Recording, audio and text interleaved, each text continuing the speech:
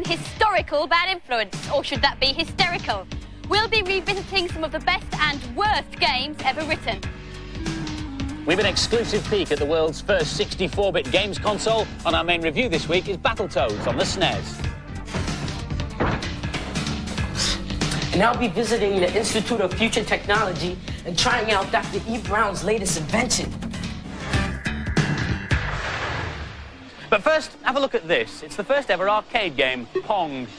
It came out nearly 20 years ago, and it's a simple but very playable tennis game. It was invented in 1974 by an American, Nolan Bushnell, who later went on to form the Atari video games company. And now, Atari have another world first, the world's first 64-bit games console, the Jaguar. This is the only one in the country, and in fact, it's so new that the games themselves aren't even on their proper cartridges yet.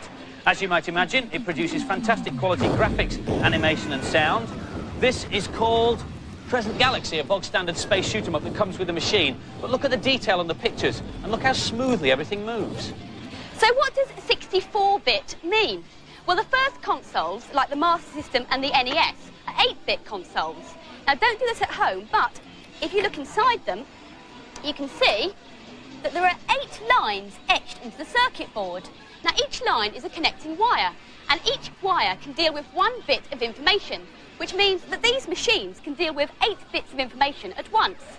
Moving across to the 16-bit machines, the SNES and the Mega Drive, and looking inside them, you can see that these ones have 16 connecting wires between the chips, which means they can handle double the information at one time. Not surprisingly then, in the Jaguar 64-bit machine, there are 64 wires connecting each chip. They're here, although they're so faint you can barely see them. Strictly speaking, the Jaguar is 2 32-bit machines, one dedicated to sound, one to pictures, and it has special custom chips that help the whole lot move even faster. They're nicknamed Tom and Jerry. It's these two here. Jerry is dedicated to producing high-quality stereo sound, and Tom to moving graphics that allow the programmers to produce effects like this. Good luck. This game is called Cybermorph, and you can see the way the spaceship changes shape as it flies. Objects on the screen can be stretched, squashed, and warped at will. The machine can also do texture mapping, as in this early version of Alien vs. Predator. You can choose to be either the alien or the Predator and stalk your opponent through the tunnels. And this is an early version of Checkered Flag 2, based on the arcade favourite Virtua Racing. The machine should be in the shops in this country around Christmas, and add-ons like a CD drive and a virtual reality helmet are planned for next year. Hey, hello, Scotty Furtlers. I'm really excited because later on I'm going to be trying out my latest invention, the Rood Mark II time machine. I'm having a few problems, though, with the space-time capacitator. It keeps going off accidentally and disrupting time. It keeps going off accidentally and disrupting time. Anyway, now you're here, here's a cheat for Turtles in Time on the SNES. On the title screen, use Controller 2 and press up, up, up, down, down, down, B, A, B, and you'll hear a chime. Now, start the game and select your turtle, and a menu will appear showing all 11 bosses. Hello, Scotty Furtlers. I'm really excited because later on I'm going to be trying out my latest invention, the Rood Mark II time machine. Time to get on with the programme, I think. This Friday sees the launch of 3 brand new Battletoads games. This is the Game Boy version, Battletoads in Ragnarok's World. The 3 Battletoads have to come to the rescue of a captive princess.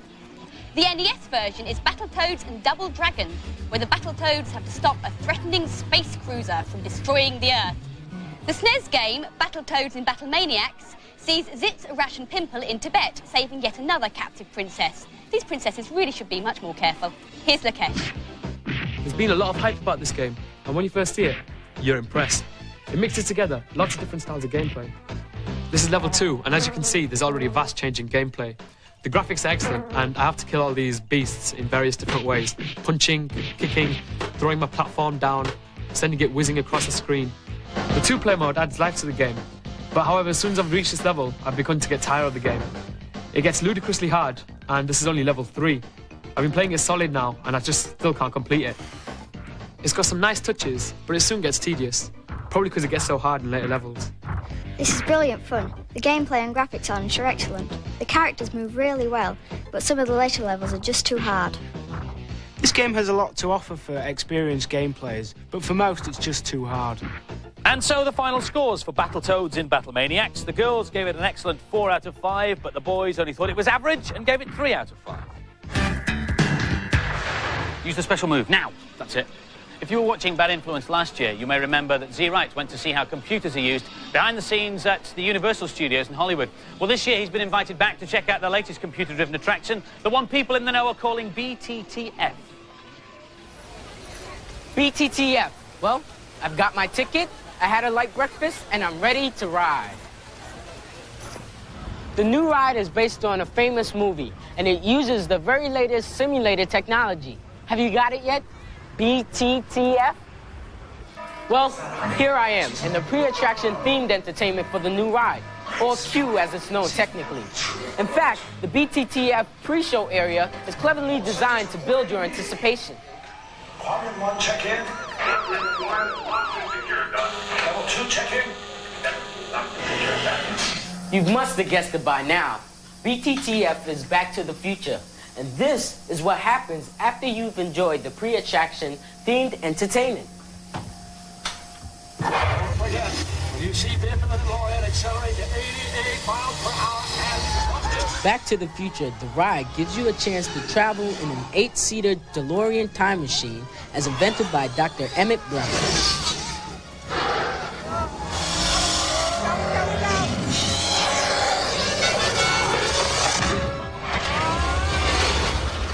The trip takes you into the future to the year 2015, back to the Ice Age, through glaciers, volcanoes, and even into the mouth of a dinosaur. Not a dinosaur!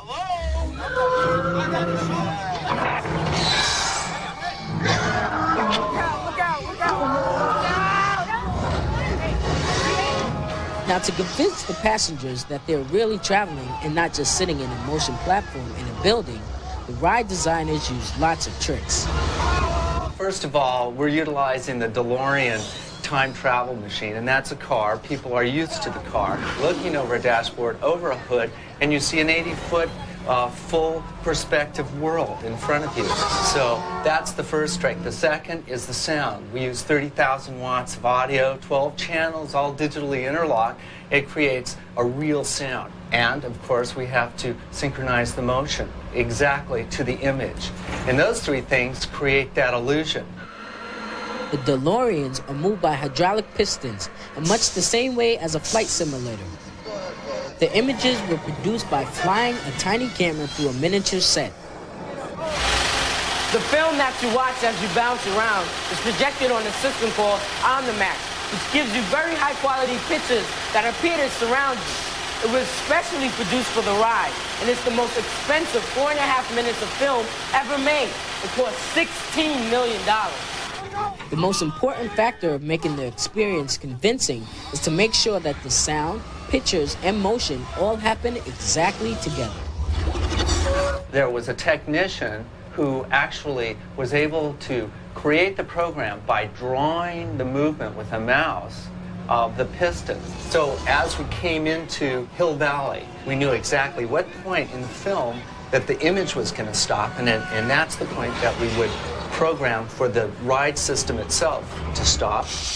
The computers also control various live effects, like the smoke which engulfs you at various points. BTTF, believe this terrific feeling. Or maybe brilliant time travel fun. Or perhaps even back to Tandy and Violet. Tandy and Violet? I think he means talented and fiery. And now it's time for this week's news and previews. Another Bad Influence scoop. Here are the first action shots of the new arcade game Super Street Fighter 2. There are 4 new locations and 4 new challenges, including British Special Agent Cammy, who has an incredible arsenal of moves. The other new characters are Jamaican prize fighter DJ, T-Hawk, a Native American wrestler, and Fei Long, a Chinese martial artist. The latest interactive CD to arrive at the Bad Influence office is a new kind of pop promo. It's called The Worlds Of, and it features 5 bands from the Rhythm King record label. As well as 8 complete video tracks, you can find out info about the bands, remix a CNN track to your taste, and even solve puzzles in the Tokyo Underground. It's out in November for CDI and will cost just a bit more than a standard CD. Virtual reality on the SNES? Well, not quite, but the Lawnmower Man game, based on last year's hit movie, is due out next month. The game has 5 different styles of play, with straightforward platform and puzzle sections, as well as a driving chase and some VR segments. Oh, right, Furtlers. I think I've just about got that fixed. You join me at a very historical moment. I plan shortly to travel backwards through the space-time continuum to an earlier time. It's terribly dangerous. So first, I leave you with this cheat for Alien Breed on the Amiga. On the second level, enter the NTEX computer and type in Puffnuts mode. Then exit, and the aliens will slow down to tortoise pace. And now for my time travel experiment.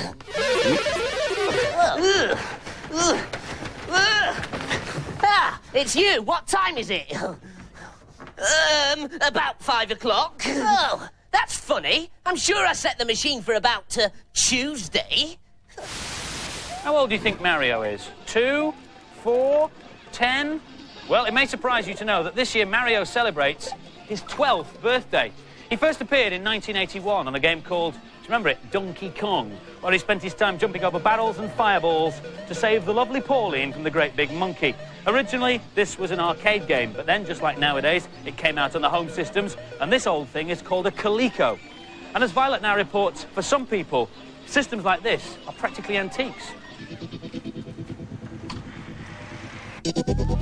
This is a real treasure trove for games players like me.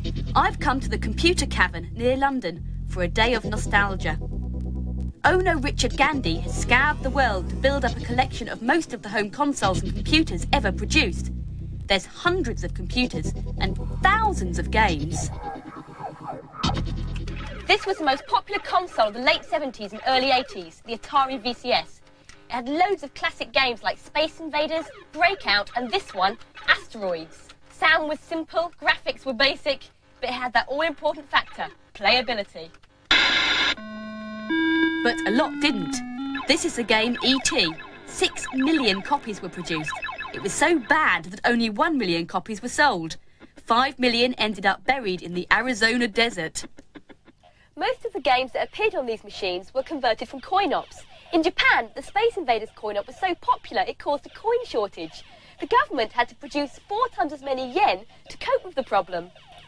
In 1981, electronic boffin Clive Sinclair made his first move into home computers. The Sinclair ZX81 only had black and white pictures and there was no sound, but it started a whole new phase in the history of computing. You see, it cost under 50 quid and you could program it. Software came on cassettes, which took ages to load. The machine itself was pretty unreliable. Even the Computer Cavern haven't got one that works. The big boom in home computers started in the early 80s. Graphics and sound got better, cartridges became temporarily extinct, and most games were released on cassettes. These were some of the earliest games for the C64, which was the first Commodore machine to become well established 3 years before the Amiga. But there's lots more to see at the Computer Cavern.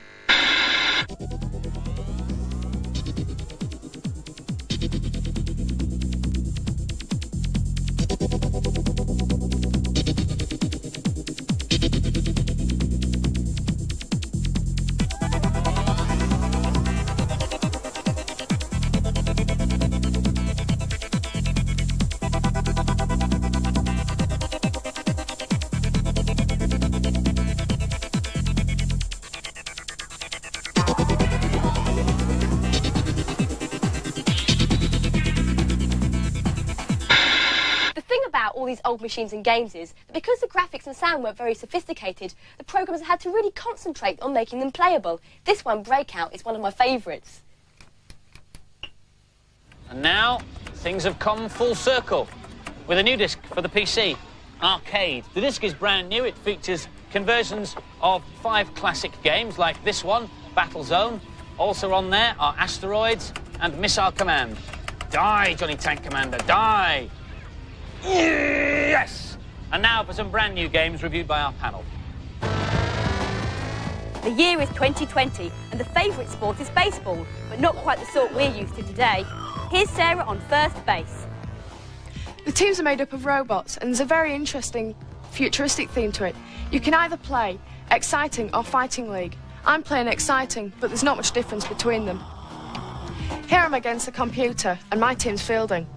And it's a fast pitch, but he hits it. Will he be out? Yes, he is. Now it's my turn to bat. One problem with the game is that it's very hard on player one. And it's a slow ball. Will it be out, though? Yes, it's a foul ball. The game really does come alive in two-player. It's much easier and it's better to play with a friend. This game is just too hard in one player. If you've got no friends, then don't bother. This has some very colourful graphics, but not a lot of gameplay. It's a nice game, but I prefer a straightforward baseball game without all the jazzed up bits. And the scores for Super Baseball 2020, the girls gave it an average 3 out of 5, and the boys thought it was OK too. 3 out of 5 from them. After its console success, Alien 3 is about to be released on the Amiga. The scene is the mining planet Fiorina 161, inhabited by hardcore convicts. Following a crash landing, sole survivor Ripley has a hard task ahead. Here's Paul. I'm playing Ripley, and on this level I have to rescue 8 different prisoners. It's nice to see a woman rescuing the men for a change. Here I am, trying to kill the end-of-level baddie. I'm just using my machine gun there, trying to machine gun him down, but it's not very effective. I've just been killed again. I'm going to change to the flamethrower, which is a much better weapon and kills him a lot quicker. But the only thing is that it's a bit slow. There's a first aid box drop there. I'm going to try and get to it. As I use my grenade launcher, which is by far the best weapon. He should hopefully run away a minute, and I'll be able to get it now. That'll give me some extra energy so I can try and kill him. It's a plain old boring shoot-'em-up. They're just using the film name to get people to buy it. I'm not one for film conversions. The music was boring and there wasn't variety in the levels. I actually thought this was an excellent game. It's a great conversion from Mega Drive to Amiga. And the scores for Alien 3, the girls gave it a poor 2 out of 5, and the boys only went 1 better, an average score of 3 out of 5. Well, Future Nam, it's been an honour to meet you. And you, oh great ancestor. Shall we do a cheat together? Why not? It's for Streets of Rage 2 on the Mega Drive. It lets 2 players be the same character. On the title screen, hold down right and B on controller 1, and left and A on controller 2. And with them all held down together, press C. Then now choose a 2-player game, and you can both be the same character.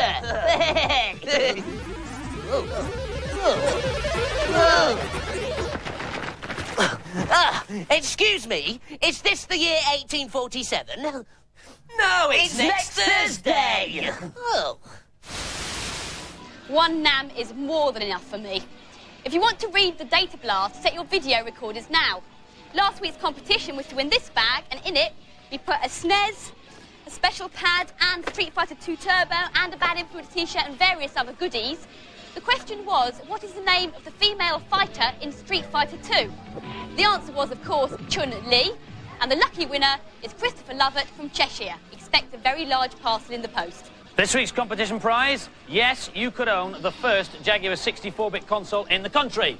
Although you'll have to wait a few weeks for it because it's not out for ages. However, we'll make it worth your while because not only will we give you that, we'll send you down to London for a special presentation. And in the meantime, to placate you, we'll give you the Bad Influence t-shirt. The competition question is, what is the fastest land animal? And it's not the Jaguar. Phone in your answers on 0891 700 100. 0891 700 100. Calls will cost you no more than 25p. But do get permission from whoever pays the phone bill before you call. Lines will stay open till midnight on Monday. That's it for now. See you next week. Thanks for watching. Bye-bye. Bye.